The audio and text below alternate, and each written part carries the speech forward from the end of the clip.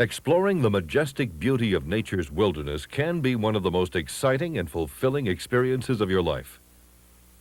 Scaling a snow-capped mountain peak, forging deep into a lush green forest with trees that almost touch the sky, discovering a hidden valley, abandoned mine, or game trail, splashing in an invigorating mountain spring, or relaxing next to a quiet, pristine lake. But there's more to backpacking than throwing a pack on your back and heading out into the wilderness. And that's what Backpacking Made Easy is all about. A little while from now, you'll know all the essentials for having a great time in the wild. We'll show you the latest in backpacks, boots, tents, sleeping bags, and other wilderness equipment. We'll show you how to pack your backpack and how to set up camp. You'll discover how to get where you're going without getting lost, and how to get back safely. Most important, you'll learn how to leave the wild as pristine as you found it. 2 thoughts before we start. First, we suggest you watch the video all the way through first time. We put in lots of titles to make it easy to find what you're looking for later. Second, we hope that this video introduces you to the joys of the outdoors. But be aware that people put pressure on our fragile environment. Please use your new outdoor skills with care and caring. Now, let's get started. The single most important piece of equipment you'll take on your trip is sitting right on your shoulders, your head. Take the time to think through and thoroughly plan your trip. Here are a few important things to consider. First, you should never go backpacking alone. Groups of 3 or more are recommended. Next, don't overdo it. This isn't a contest. The wilderness is no place for macho bravado. Backpacking should be fun. Remember, the slowest person in the group is working just as hard as you, so set reasonable goals, particularly on your first excursion. It's important to determine everyone's ability level and stay within it. Even though you plan to live in the wild for a while, you can't escape civilization completely. That means rules and regulations. State and national parks may require camping permits.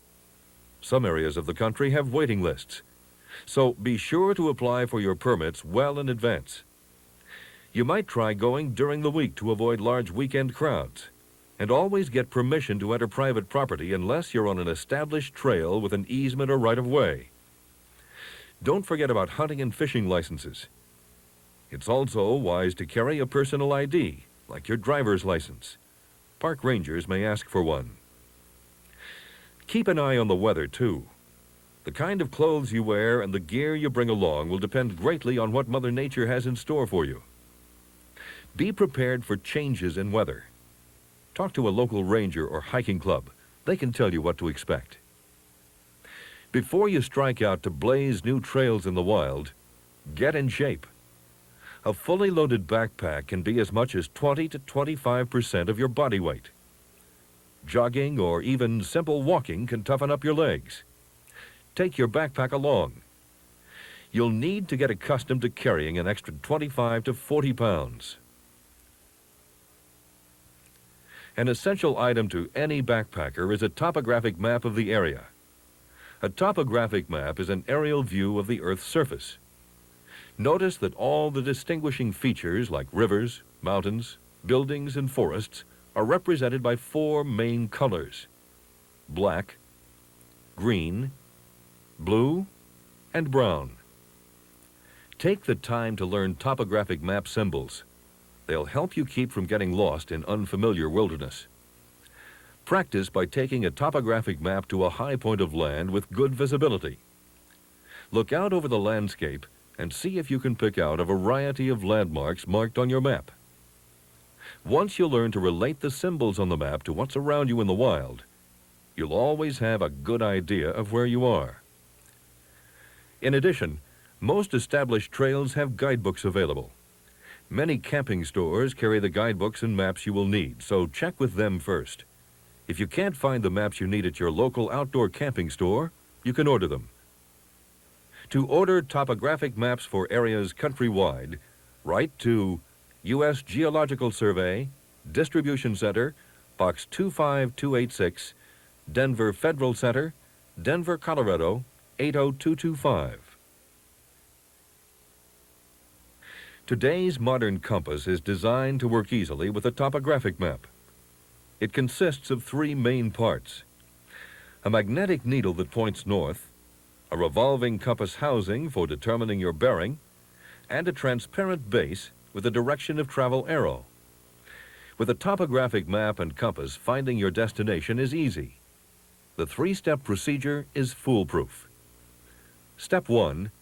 Place the compass on the map and connect your starting point with your destination by using the edge of the transparent base plate. We'll start here and end here. It is essential that you locate your starting point before you start hiking. Step 2. Without moving the base plate, turn the compass dial until the red orienting arrow points to magnetic north on the map. Be sure and adjust for magnetic declination. Step 3. Hold the compass level in front of you with the direction of travel arrow pointing straight ahead. Turn your entire body until the red magnetic needle lies directly over the red arrow in the base of the compass. The direction of travel arrow now points directly to your destination. Look up and start walking. If you can't see your destination, walk to it in stages. Pick out a distant landmark that's on your course and walk to it. Look for things like distant ridges or large trees. The landmark should be distinctive enough that you'll recognize it from all angles. Take time to study it.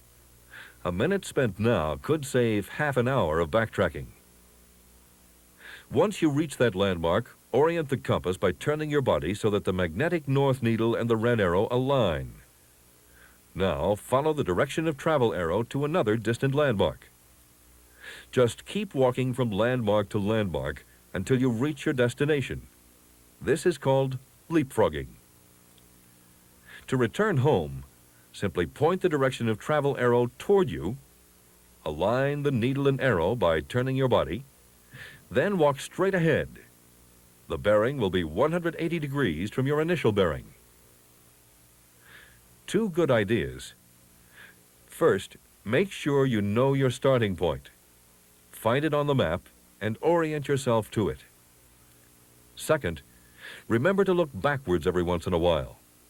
You'll get some great views that way, and you'll see what things are going to look like when on your trip home. Today's backpacking boots come in a variety of materials, from traditional leather to synthetic fabrics. But regardless of style, what you're looking for is fit, and more fit. A sore pair of feet can make a long day even longer. Your boots should feel good on your feet, allowing freedom of movement and balance. Check for foot and ankle support, side-to-side stability, rocker stiffness, arch support, and front-to-rear stability. You have over 26 functional bones in your foot, and they all need lots of support. So take your time finding a boot that feels good on your foot. Break your boots in thoroughly before you backpack in them. Boots are the most important piece of gear you'll buy. Go for short walks in them until they're comfortable and well broken in. Regardless of type or style, you may have to waterproof your boot uppers and welt seams. Check with your store for details. However, boots are only part of the total footgear picture. When you buy a pair of boots, try them on with the kind of socks you'll be wearing. Be sure and wear two pairs of socks, a thin inner pair and a thick outer pair. As you walk, the socks rub against each other, reducing friction and blistering. Wear a thin, lightweight inner sock of light wool, silk, polypropylene, or blends of these. Thick wool works best for the outer pair. Wool moves sweat upward along its fibers and out of the boot where it evaporates. Even if you get wool soaking wet, it still retains heat, and it won't bunch up, which causes blisters. Nylon gaiters are a good idea too. They help keep rain, pebbles, and other debris out of your boots and socks. Bring along some moleskin too, just in case your feet do blister. Use the moleskin before your blister gets too far along. When you start to feel a hot spot, then cut the moleskin to shape and place it over the potential blister. If the blister is too far advanced, cut the moleskin so it can be placed around the outside of the blister. This adds cushioning, but doesn't irritate the blister. Give your feet a break. Bring along a pair of sneakers or moccasins for a change of pace around the camp. What you wear backpacking is pretty much a matter of weather and personal preference, but a few guidelines might come in handy. Dress in layers. It's the best way to control your body's thermal equilibrium. As your body temperature changes, you simply add or subtract layers. The secret is to let chilling perspiration out while keeping damp weather from getting in. That way, you're never too hot or too cold, but just right. In cold weather, a 3-layer system works best. Start with long underwear. Synthetics such as polypropylene have become the fabrics of choice. They move moisture away from your skin. Since the fibers absorb virtually no moisture, your perspiration passes right through the fabric and evaporates. Cotton thermal underwear should be avoided. It is useless when wet. For the second layer, wool shirts or sweaters have been the garment of choice for years. Wool breathes well and keeps you warm when wet. Synthetic pile garments will also keep you warm when wet and dry out faster than wool. Again, cotton does not insulate when wet and should be left behind. Since your pants are more likely to get wet, lightweight wool or pile are best. It's also a good idea to bring 2 pairs of pants along on the trip, one for hiking and one for the campsite. Bring along a pair of shorts, too, for when the weather turns warm. The third layer is determined by Mother Nature. If it's nice out, a simple nylon windbreaker works fine.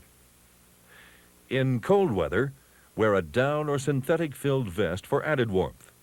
If the weather turns wet and cold, you'll need to put on a water-repellent outer layer. A poncho is the cheapest way to keep dry, but rain suits with hoods are more effective, especially in strong winds. Some rain gear breathes and blocks out moisture. It's more expensive, but is worth investigating. Remember to get rain gear larger than your usual size. You'll be wearing it over heavier clothing. Bring a hat along, too. It'll shade you from the sun, protect you from the rain, and prevents heat loss from your head. A backpack is like a good shoe. You look for quality and a perfect fit. All backpacks are either panel loaders or top loaders. Panel loaders give you instant access to everything in your pack. Top loaders usually hold more and are more weatherproof. There are essentially 3 types of backpacks: small day packs, external frame packs, and internal frame packs. Day packs are just that, packs you use for a few-hour hike. They work great for carrying a day's worth of essentials like food, water, camera, and extra clothing. Plan what you do and carry enough for emergencies. And be sure to remember your rain gear. If you plan to stay in the wild for a few days, then you'll need a full-size external or internal frame pack. The key is comfort, and that means fit. The key to fit is adjustability. A good pack should adjust fairly easily and quickly. It should have enough adjustments to fit you properly. Well-designed packs come in different sizes, too, because people come in different sizes. Make sure you get your backpack to fit in the store and learn how to make the necessary adjustments there. If it is not adjusted properly, your ability to distribute weight will be impaired, and you'll tire much more quickly. If you plan to do most of your backpacking on developed trails and carry enough gear for several days, then the external frame backpack will probably suit you best. It places the load over your natural center of gravity to help you walk upright. The frame has an S-curve which matches the shape of your back. The pack directs weight to the hip belt, which in turn distributes the weight evenly around your waist and hips. A good external frame has solid heliarc welds at the joints. External frame systems let you carry lots of stuff. Internal frame packs fit closer to your back, so they're easier to control than an external frame. They work great for rock climbing, ski touring, snowshoeing, and canoeing. Notice there are no exposed frame parts to catch on rocks and branches. Aluminum stays can be bent to fit the contour of your back. Adjustable compression, stabilizing, and sternum straps help keep the load snug to your body, even when you bend over. Keeping these straps tight helps you control the load in rugged terrain. Which one you choose is really a matter of personal preference. Try them on and see which style fits you best. You may even want to rent or borrow a backpack for your first couple of trips to get a feel for what pack works best for you.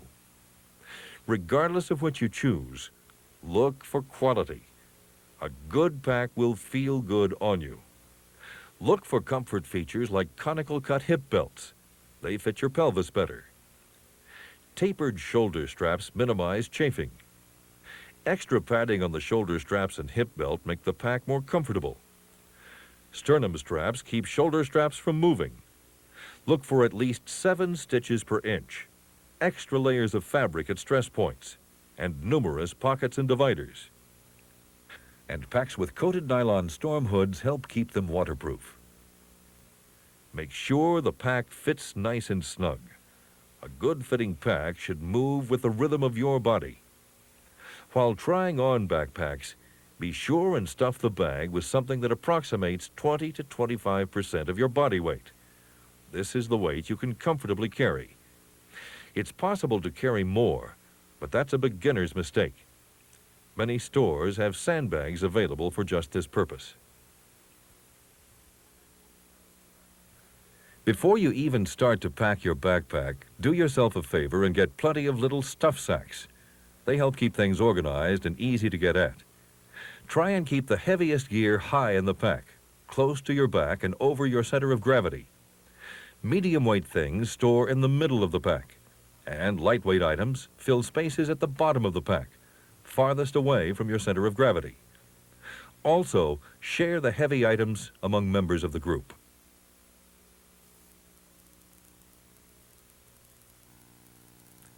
A well-organized pack might look something like this.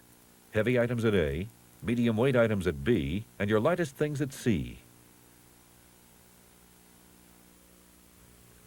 Keep your cooking stove and fuel in a side pocket in case of spills. And lash long objects to the side of the pack, or use the handy tunnel pockets. One final hint. Your backpack makes a great backrest. Lean it against a tree or rock and relax. How do you choose the tent that's right for you? Simple. Crawl in and see how it feels. Do you have enough floor space? Is there enough headroom? Can you put it up easily? With a few variations, backpacking tents tend to come in 3 basic shapes: A-frame, tunnel or hoop, and dome or geodesic domes. A-frame is the classic shape. They're easy to set up and fairly roomy. Tunnel or hoop shapes emphasize lightweight and compact package size. They're usually not as stable because they are not freestanding. Dome tents are very roomy, maximizing internal volume in relation to floor space. All 3 shapes share common design features. They start with lightweight aluminum or fiberglass frames. The tent is made of lightweight nylon fabric. And while the lower walls and floor are waterproofed, the roof is not. This allows moisture produced by sleeping campers to escape without forming condensation. A second roof or rain fly is then stretched over the tent to keep out the rain. The open space between the tent and the fly permits the tent to breathe. Good tents have strong zippers, strong shot-corded poles, clothesline rings, convenient and visible storage pouches, waterproof coated floors, protective window overhangs, and lots of cross ventilation through the use of windows and vents. A good tent should be easy to set up and sturdy in bad weather. Choose the design and size that best fits your needs for space. However, keep in mind that the larger the tent, the more it weighs, and an extra 2 pounds means a lot when it's on your back. No matter which tent you choose, practice putting it up before you head out into the wilderness. And while you've got it up, take time to seal the seams with seam sealer. If you don't, the needle holes from the stitching may allow water to seep in. Good quality tents come with sealers. Bring along a nylon tarp, too. They shade you from the sun and allow you to cook even in a downpour. A couple of desirable add-ons for tents are vestibules and gear lofts. Once again, you have a choice to make. Sleeping bags come in variations of 2 basic designs, mummy and square cut. Mummy-style bags wrap you head to toe, leaving only your face exposed. Obviously, this type of bag provides maximum warmth. However, some people find them too confining. Square-cut designs offer more room to move around in, but they leave your head and shoulders exposed. In warm weather, that means very little. In cold weather, that means a lot. You also have a choice of down-filled or synthetic-filled. Down is lighter and warmer per ounce than synthetic materials, so down-filled sleeping bags weigh a lot less. They also compress into a much smaller, easier-to-carry roll. However, down bags are much more expensive. They won't hold heat when wet and can cause allergies in some people. Down also takes longer to dry. Synthetic-filled bags retain their loft and warmth when wet and are mildew-resistant. Regardless of which bag you choose, remember to air them out each morning on the trail to eliminate moisture buildup. Because your body compresses your sleeping bag, be sure and bring along a sleeping pad. Closed-cell foam pads add a layer of cushion, insulate you from the ground, and don't absorb water. One step up in luxury and price, and you'll find the self-inflating mattress. It's a mattress of open-cell foam covered by an airtight, waterproof nylon shell. Pads and mattresses come in a variety of sizes, from comfortable full body to shorter and lighter torso lengths. There are other insulating systems as well. Here are some helpful hints on how to sleep warm. Remember, it's harder to regain heat than to retain heat. So maintain a proper fluid balance. Dehydration chills the body. Don't eat a heavy meal right before bedtime. Digestion draws blood away from the extremities. Keep dry. Don't hang around the camp in wet clothing. Wear dry underwear or nothing at all in your sleeping bag. Body moisture can accumulate in underwear and cause a chill. And contrary to popular opinion, alcohol only lowers body temperature. Did you know you can walk a lot farther if you walk with a constant, steady, unbroken rhythm?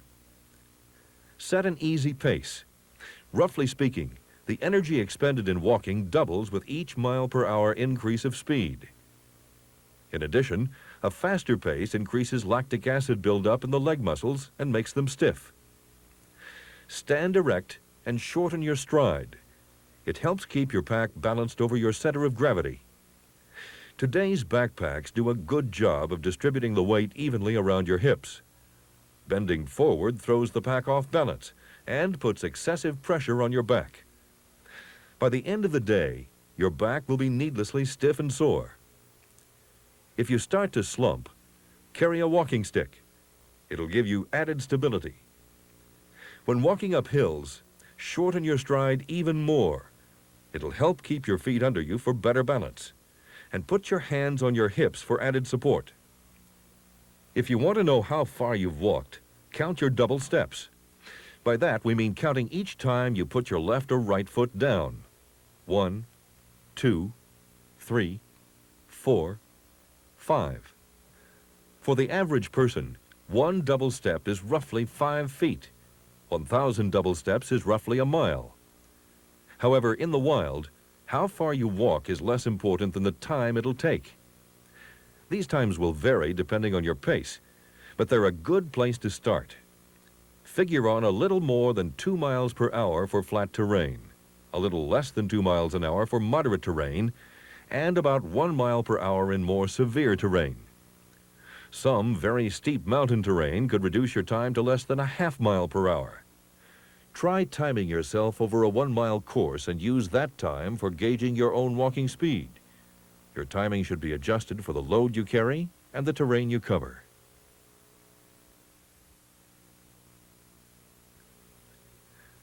Remember, the air is much thinner in high altitudes, so your blood gets less oxygen with each breath.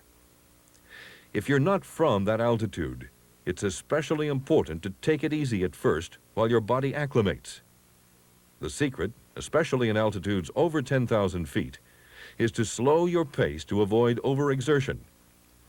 Take long, deep breaths to provide ample oxygen to your muscles, and drink plenty of water to prevent dehydration. What you eat, you'll carry in on your back, and the amount of food and water you carry depends on how many days you're out and how much you eat. Most people learn by trial and error. Keep these things in mind when choosing what to bring: nutritional values, weight, ease of preparation. Be sure to include plenty of complex carbohydrates like rice and pasta. They burn fast and clean in your digestive system. Some backpackers like to carry in fresh food for the first couple of days, then rely upon dehydrated food later. Carrying dehydrated food is, of course, the lightest way to go. This includes naturally dried foods like raisins and pita bread from your supermarket. Most camping shops carry a wide variety of freeze-dried foods, from almond chicken to omelets to pizza. Many of them you can prepare and eat right out of the bag, so there are no pots or dishes to clean. Less than 2¼ pounds of dehydrated food a day will satisfy your nutritional needs. But they are expensive, so you might want to check your grocer's shelf for alternatives like sausages, nuts, dried soup mixes, and dried food like peaches, apricots, and prunes. Dried fruits can add bulk to a freeze-dried diet, and non-refrigerated vacuum-sealed foods are less expensive and keep well in your pack. A variety of trail mixes are also available. And remember to bring along some snacks. Use Nagoline bottles and resealable plastic bags for storing coffee, powdered milk, and spices. Be sure to label things so you'll know what's inside. And be sure to strip away as much of the food packaging as possible. It'll be less to carry on your way out. Never keep food in your tent. It can attract bears, and a tent is no defense against a hungry bear. Keep the smell of food off your tent by cooking downwind, and wash any spilled food from your clothing. At night, hang your food from a tree branch at least 10 feet high, far from the reach of bears or raccoons. The average person will drink about 2 quarts of water a day. In the desert, 4 quarts.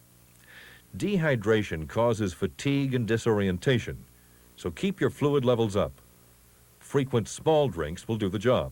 Unfortunately, the days of drinking straight from even mountain streams are over.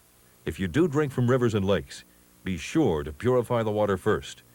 A nasty little protozoan called Giardia exists in most fresh waters these days. It's sure to make you sick.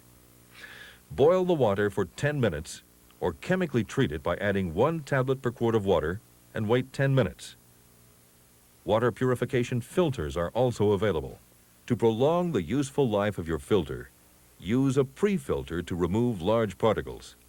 For carrying water, quart-size, wide-mouth Nagoline bottles work best. They're easy to pour and drink from. For the campsite, carry along a collapsible water bag. Cooking over an open fire is hazardous and prohibited in many areas. Portable one-burner camp stoves are much safer, convenient, and efficient. With a camp stove, there's no need to be close to firewood. Portable one-burner camp stoves come in 2 styles: white gasoline-fueled and butane cartridge-fueled. Butane stoves start easier but burn less efficiently. White gas stoves generate more heat per ounce of fuel, saving weight and room in your pack. They cost more than butane models, but the gas is less expensive. Multi-fuel models that burn white and unleaded gas are also now available. Butane cartridge stoves are more convenient and cost less, but the cost of cartridges adds up. If you decide on a cartridge stove, be sure and carry out empty cartridges. That goes for any wrappers, bags, and cans that your food came in too. Bring plastic bags for storing waste materials. They'll help keep your backpack nice and clean. As for utensils, about all you really need is one cooking pot, one boiling pot, one cup and bowl per person, one spoon or fork per person, one cooking knife, one Swiss Army knife, salt and pepper shakers, one water bottle per person, and plenty of matches in a waterproof case. Plastic containers work well for milk, margarine, and other condiments. Camping stores offer a myriad of cooking gadgets. Give them a try. Here's a couple of interesting ones. Try a collapsible chair that fits in almost any backpack. It provides back support on flat ground and doubles as a sleeping pad. This heat exchanger is an interesting device too. You place it around your pot and then set them on your stove. The heat exchanger directs the heat around the pot for faster cooking. But remember, everything you use gets hauled around on your back. Today, the emphasis is on minimum impact. Following a few simple guidelines will make camping much more enjoyable for you and for the next camper who comes along. Use designated campsites whenever possible. If you can't, check local rules first. These rules exist to protect the environment and should always be respected. Here are some general guidelines. Choose a campsite at least 150 feet from water or marked trails. It will help safeguard the rivers and lakes from pollution and provide a more natural view for others passing by. High ground is preferable for drainage in case of rain. Pitch your tent on a flat spot if possible. Be sure and clear away loose rocks and twigs that might puncture your tent. If a flat spot is not available, make sure the door of your tent faces downhill so rainwater won't run in. A shady spot among a group of trees will prevent your tent from heating up. Avoid making camp under single trees on high ground in case of lightning. Avoid shallow caves where rattlesnakes and bears find their homes. Shallow caves can also attract lightning. If possible, face your tent into the warmth of the morning sun. To keep yourself from slipping out of your sleeping bag on slanting sites, sleep with your head uphill.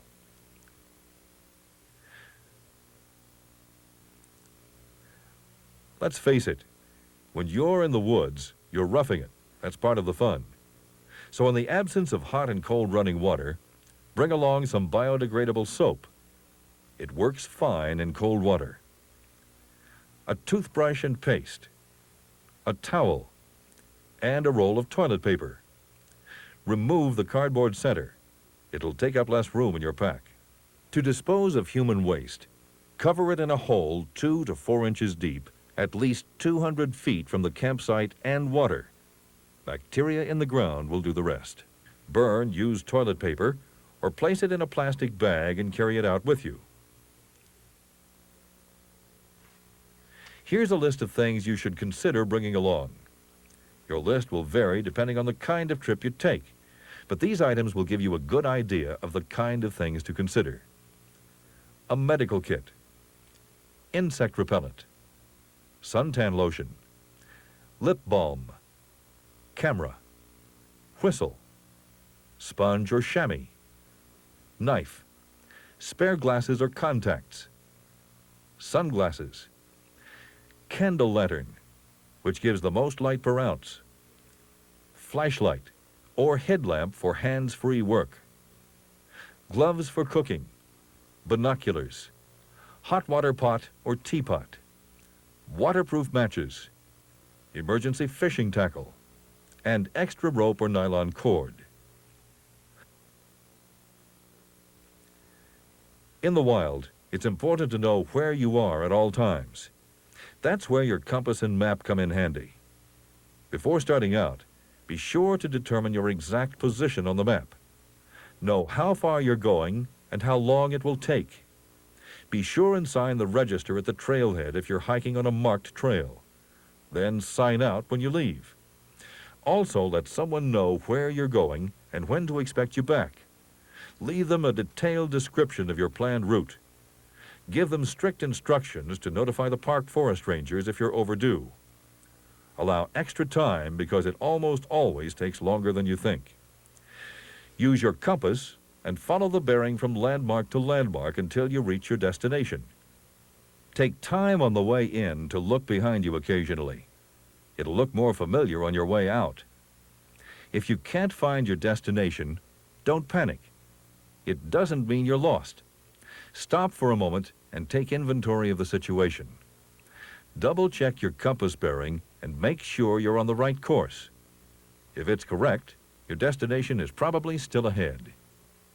If you're still confused, use your map. Try to identify prominent landmarks. Look for things like railroads, rivers, fences, or lake shores that you can follow. If you're on a marked trail, just waiting for someone to come along may be the answer. If all else fails, set up camp and wait for help.